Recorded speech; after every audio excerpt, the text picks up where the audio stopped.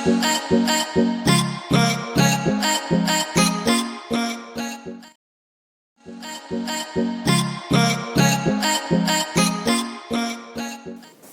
Friends, welcome to JRF chemistry.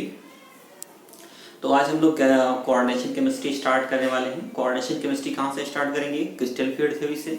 चलिए दोस्तों, हम लोग पढ़ते हैं क्रिस्टल फील्ड थ्योरी। तो क्रिस्टल फील्ड थ्योरी में हम लोग क्या होता है, क्रिस्टल फील्ड थ्योरी में जो कॉम्प्लेक्स होता है उसमें मेटल सेंटर को एज अ पॉजिटिव सेंटर मानते हैं और लिगैंड को as a point negative charge मानते हैं जिसका कोई भी वॉल्यूम नहीं होता, और मेटल लिगैंड बॉन्ड को 100% आयनिक माना जाता है। क्या माना जाता है? Metal ligand bond is 100% ionic. That is ये जो बॉन्ड होगा वो 100% आयनिक होगा। ठीक है, ये कुछ असम्पशन है क्रिस्टल फील्ड थ्योरी के। तो चलिए दोस्तों पढ़ते हैं इसमें क्रिस्टल फील्ड थ्योरी ऑक्टाहेड्रल और टेट्राहेड्रल और स्क्वायर प्लेनर कॉम्प्लेक्सेस में कैसे होती है। तो first of all we study the splitting, the crystal field splitting in octahedral complexes. Okay, तो सबसे पहले हम लोग पढ़ते हैं, क्या पढ़ते हैं? Crystal field splitting, crystal field splitting इन octahedral complexes, octahedral complexes। तो octahedral complexes में जो हमें पता है octahedral complexes हम कैसे ड्रॉ करते हैं। तो देखिए, octahedral complex बनाने के लिए सबसे पहले हम क्या करेंगे, कुछ इस तरह से octahedral complex हम बनाते हैं।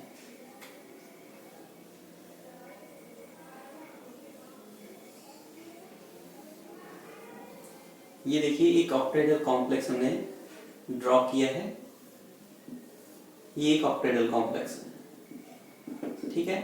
तो इस कॉम्प्लेक्स में, इस ऑक्टाहेड्रल कॉम्प्लेक्स में, इस ऑक्टाहेड्रल कॉम्प्लेक्स में देख सकते हैं, ये एक ऑक्टाहेड्रल कॉम्प्लेक्स है। यहाँ पे ऑक्टाहेड्रल कॉम्प्लेक्स में जो लिगैंड होते हैं वो लिगैंड कहाँ से डायरेक्टेड होते हैं? From the axis. That is यहाँ पे लिगैंड लगे होंगे ऐसे,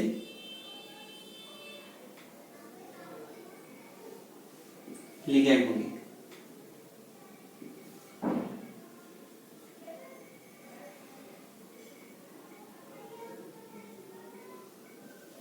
ये एक ऑक्टाहेड्रल कॉम्प्लेक्स है,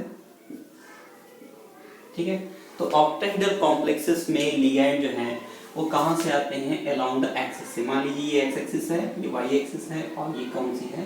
जेड एक्सिस है। तो लिगैंड जो है वो मेटल को अप्रोच कर रहे हैं फ्रॉम द एक्सिस ओनली।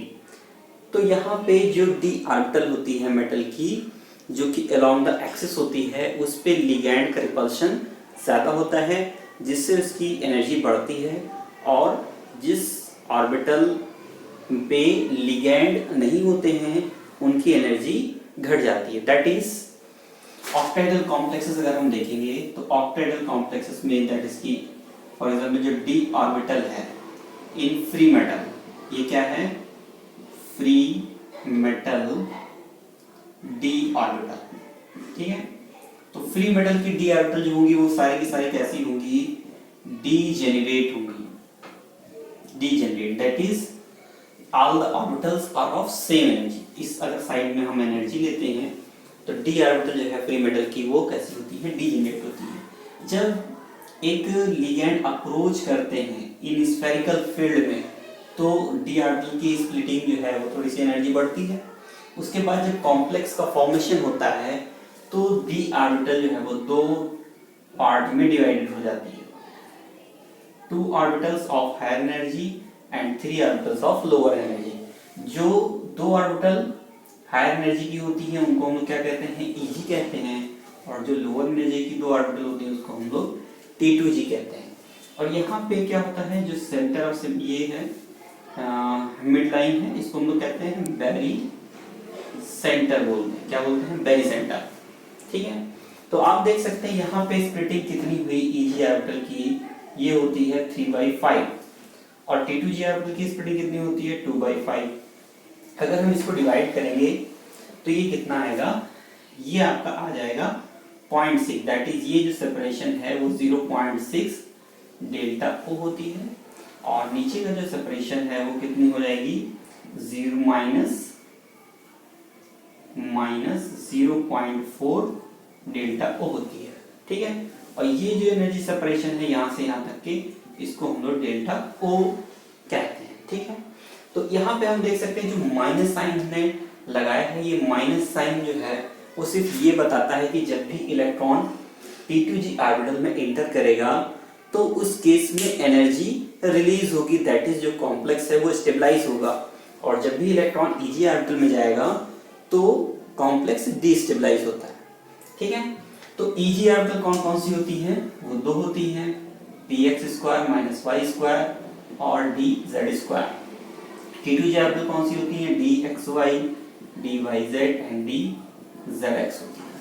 तो यहाँ पे ऑक्टेहेड्रल कॉम्प्लेक्सेस में स्प्लिटिंग कुछ इस तरह से होती है, ठीक है। इसके बाद जो हम टेट्राहेड्रल कॉम्प्लेक्सेस में अगर हम स्प्लिटिंग की बात करेंगे टेट्राहेड्रल कॉम्प्लेक्सेस में, तो टेट्राहेड्रल कॉम्प्लेक्सेस में जो स्प्लिटिंग होती है वो ऑक्टाहेड्रल कॉम्प्लेक्सेस के जस्ट अपोजिट होती है, दैट इज यहाँ पे जो एनर्जी सेपरेशन है T2G और EG जो है वो एक दूसरे के रिवर्स हो जाएंगे। तो टेट्राहेड्रल कॉम्प्लेक्सेस में स्प्लिटिंग कैसे हम देखेंगे, तो टेट्राहेड्रल में देखेंगे, टेट्राहेड्रल अगर हम कंसीडर करें तो एक परफेक्ट टेट्राहेड्रन क्या होता है, एक क्यूब अगर हम कंसीडर करते हैं, क्यूब, उस क्यूब में, ये क्यूब है, इस क्यूब में अगर बीच में सेंटर में मेटल है तो टेट्राहेड्रन क्या होगा कि हर एक अल्टरनेट कॉर्नर पे यहाँ पे लिगैंड होंगे। तो मान लीजिए कि यहाँ पे एक लिगैंड है, इस कॉर्नर पे यहाँ पे एक लिगैंड है, तो एक लिगैंड होगा इस कॉर्नर पे, ठीक है।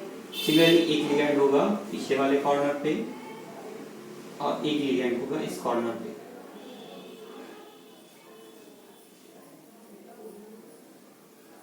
तो यहाँ पे एक लिगैंड हो इस तरह से।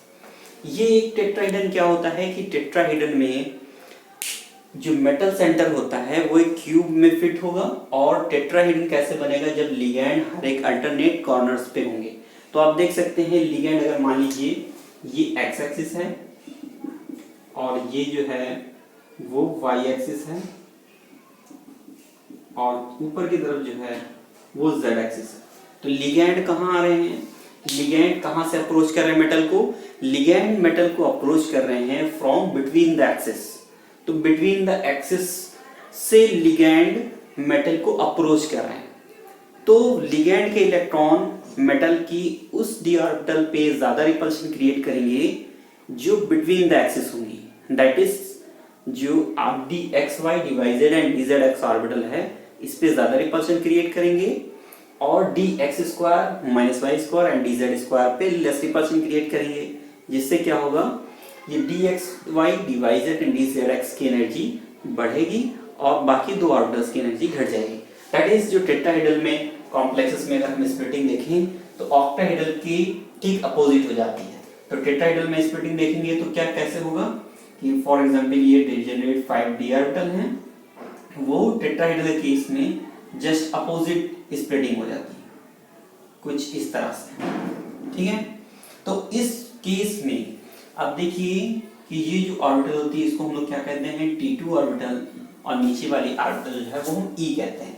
E कौन सी होती है, dx² minus y² and dz², और जो T2 ऑर्बिटल होती है वो कौन सी होती है, dxy, dyz and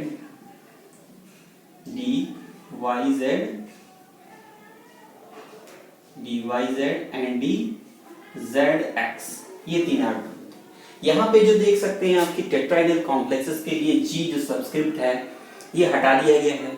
G subscript का मतलब होता है जीरेड, जीरेड का मतलब होता है ऐसी ज्योमेट्री जहाँ पे सेंटर ऑफ इन्वर्जन हो, that is tetrahedral octahedral complex में आप देख रहे हैं कि मेटल जो है वो acts as a centre of inversion, यहाँ पे सेंटर ऑफ सिमेट्री होती है इसीलिए G सबस्क्रिप्ट यूज करते हैं।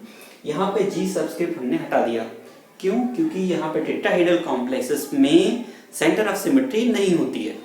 तो इस केस में टेट्राहेड्रल कॉम्प्लेक्सेस में जो स्प्लिटिंग है वो कितनी होगी, ये जो एनर्जी सेपरेशन है यहाँ से यहाँ तक के इसको हम लोग डेल्टा टी कहेंगे, और ऊपर का जो एनर्जी सेपरेशन है इसको हम लोग क्या कहेंगे, ये जस्ट रिवर्स हो जाएगा, दैट इज ये होगा प्लस 0.4 डेल्टा टी एंड नीचे कितना होगा माइनस 0.6 डेल्टा टी होगा, माइनस 0.6 डेल्टा टी। और हमें पता है कि जो रिलेशन होता है डेल्टा ओ और डेल्टा टी में कितना होता है, डेल्टा ओ और डेल्टा टी में delta T this is equal to 4/9 delta O होता है, ठीक है। अगर हम इसको डिवाइड कर देंगे तो ये कितना आ जाएगा, delta T this is equal to 0.45 delta O होगा, ठीक है। तो जब भी हमें डेल्टा टी को डेल्टा ओ में कन्वर्ट करना होता है तो 0.45 से हम लोग मल्टीप्लाई करते हैं, ओके। तो दोस्तों बढ़ते हैं नेक्स्ट वीडियो की तरफ, एंड थैंक्स फॉर वॉचिंग।